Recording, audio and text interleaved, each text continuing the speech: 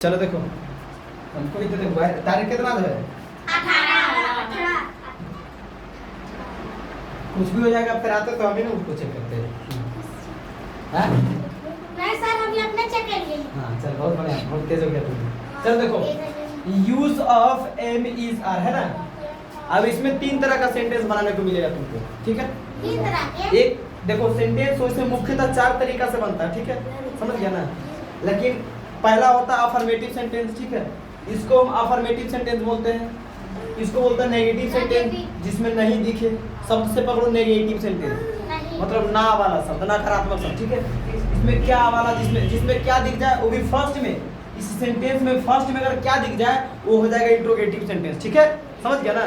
Subject के पहले क्या आ जाए वो क्या हो जाएगा इंट्रोगेटिव सेंटेंस।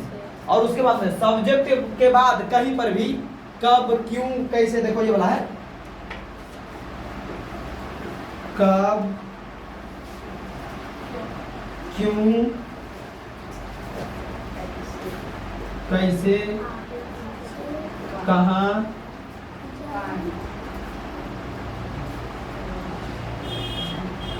वहाँ यहाँ कुछ भी अगर ये सब सेंटेंस के बीच में दिखे सब्जेक्ट के बाद, ठीक है, तब उस सेंटेंस को हम बोलते हैं डाउलेज फैमिली, ठीक है। क्या बोलते हैं, समझ में आ रहा है क्या चीज।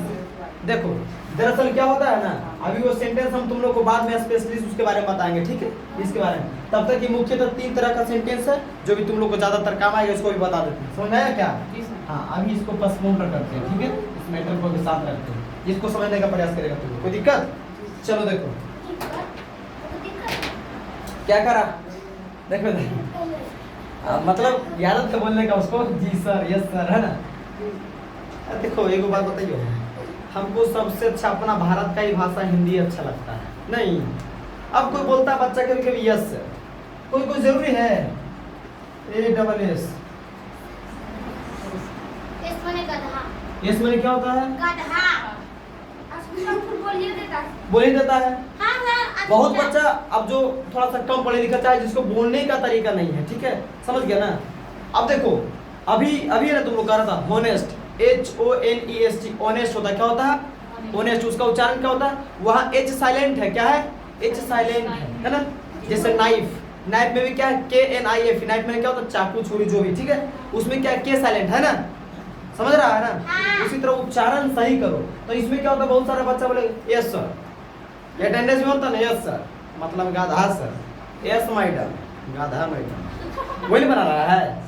अंग्रेजी भाषा उटपटांग थोड़ा सा बच्चा को बोलने में लगता है, सब सच जी सर जी मैडम बड़ा सुंदर रहेगा। और जिस बच्चा के मुंह में खास करके ये शब्द अगर बैठ जाएगा ना, किसी को जब भी कोई भी काम आए, कोई भी बुलाए, कहीं भी कुछ भी करने बोले, वहां तुमको जी, तुम्हारा चेहरा बार बार ही आएगा बदल में, नया व्यक्ति रहेगा तो बार बार बोलेंगे जी जी हाँ ये काम चाहे वो काम, कुछ भी बोले जी से, समझ गया। जी सर। तुम्हारा मुंह का लफ्ज सुनते हुए ऑटोमेटिक एकदम उसका चेहरा का रौनक बदल जाएगा, वाह कितना अच्छा शब्द प्रयोग कर रहा है। लेकिन यस सर ऐसा सुनेगा ना तो उतना खास कोई गौर नहीं देगा।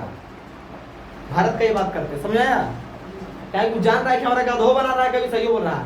और वो जो रियल एस होता है देखो वो होता है यस, यस ठीक है, YES, यस में होता है क्या चीज, हाँ ठीक है, ये होता है।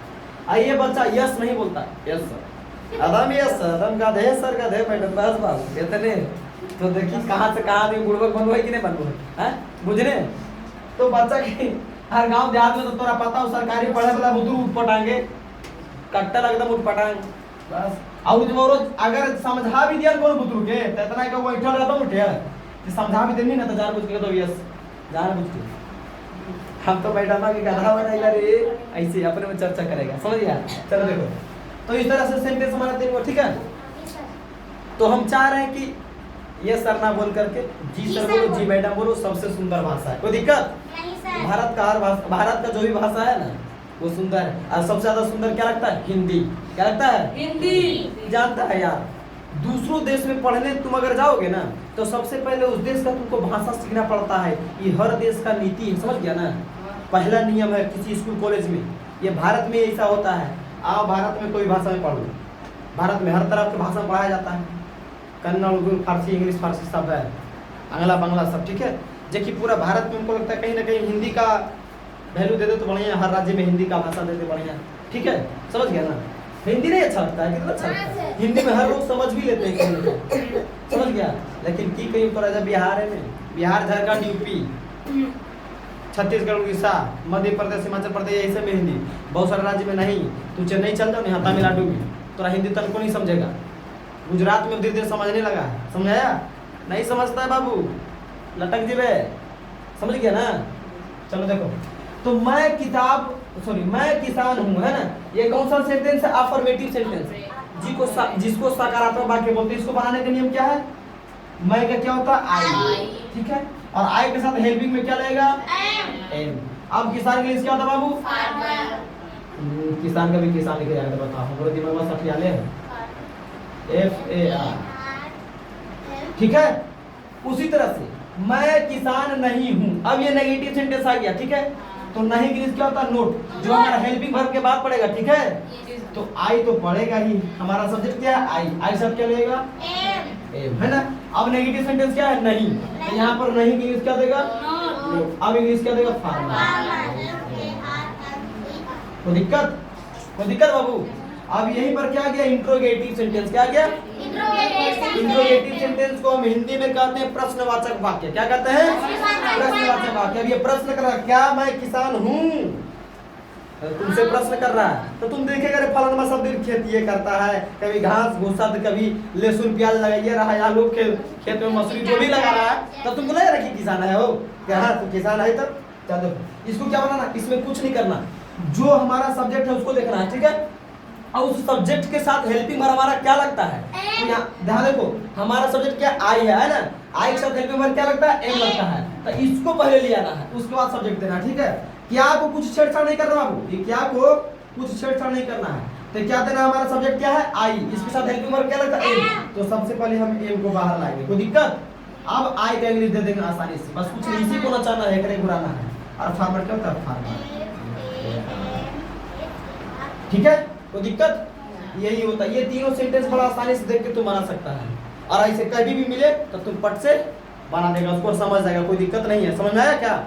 उम्मीद करते तुम लोग इसको समझ गए। तब तक के लिए जय हिंद, जय भारत, जय श्री राम।